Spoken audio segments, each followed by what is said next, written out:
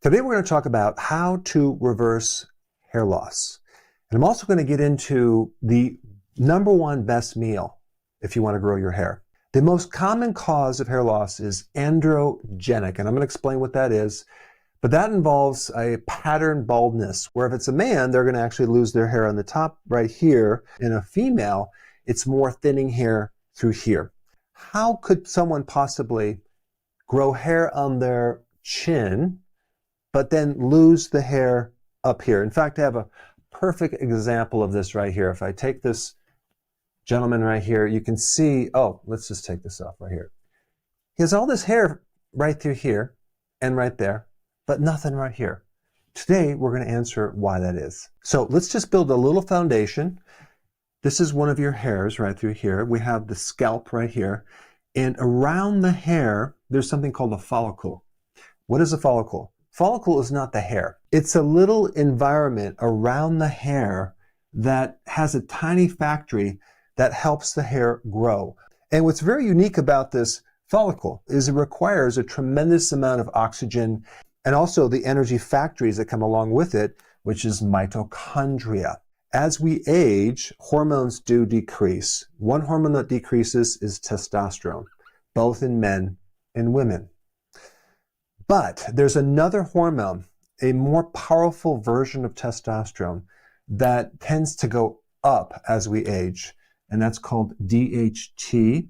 And quite a few different medications that help you grow your hair work by inhibiting or decreasing this type of testosterone called DHT. So they're DHT inhibitors. In your body, testosterone is converted into DHT. So in this situation, as we get older, we end up with lower testosterone and a bit higher DHT. We need it. It actually affects our libido, but we don't need excessive amounts of it. And if we get too much DHT, then the hairs stop growing. We get a lack of oxygen. We get more inflammation in our scalp. We get more scar tissue because of that lack of oxygen and because of the inflammation. And once the scar tissue develops around this follicle, then the hairs stop growing. And even the skin on the scalp becomes very shiny because of all the scar tissue. And so that's the basic mechanism behind this androgenic pattern baldness. But it doesn't really tell us why this DHT is going so high. Is it just age? No. I'm 6 years old. I have no hair loss.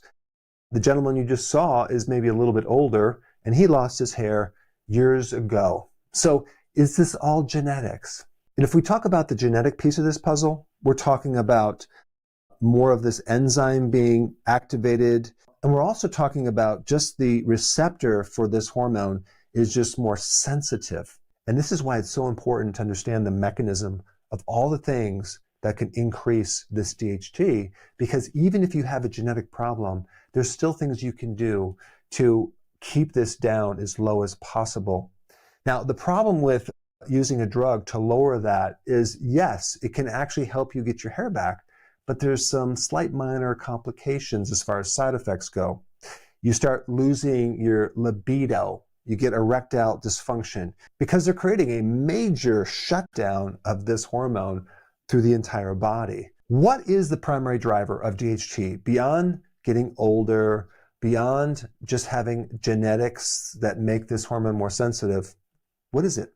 Well, the strongest driver is insulin resistance, which is not surprising because insulin resistance is a root cause to so many different health issues. If you have insulin resistance, you're going to express more of this enzyme and convert more testosterone to DHT. And on top of that, insulin resistance really affects the liver to the point where you're not able to buffer or control this testosterone like you should. And that increases more free testosterone that then makes more DHT. And all that comes from insulin resistance. But now let's get into probably one of the most overlooked therapies for hair loss. Question is, can we just lower insulin resistance? Or can we just give you a natural enzyme inhibitor and mimic the effects of drugs, but without the side effect? And the answer is probably not. There's something way more important, and it has to do with that follicle I talked about. What you need to fix is the follicle environment, the entire environment.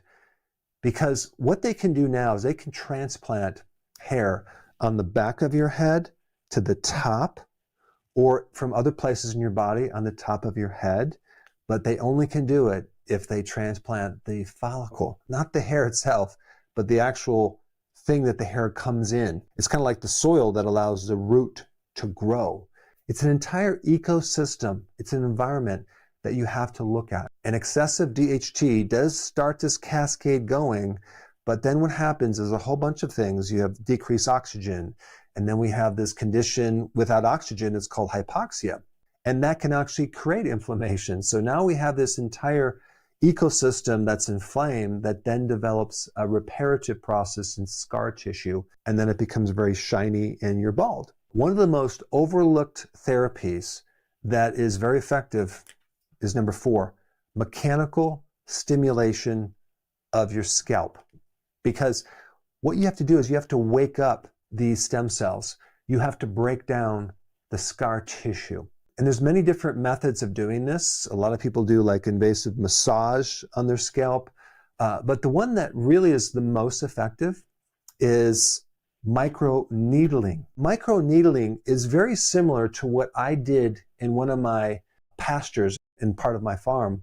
I had to kind of break up the soil so then water can get in there, oxygen can get in there, the seed can go in there. Microneedling allows you to open up the scalp so it gets oxygen, so it can start to repair, so we stimulate the repair process, so we can reactivate the stem cells into the tissues. At the cellular level, okay, deep in the follicle, you have mitochondria. But the problem is those mitochondria are kind of broken down and they're not working anymore. So we have to stimulate the mitochondria.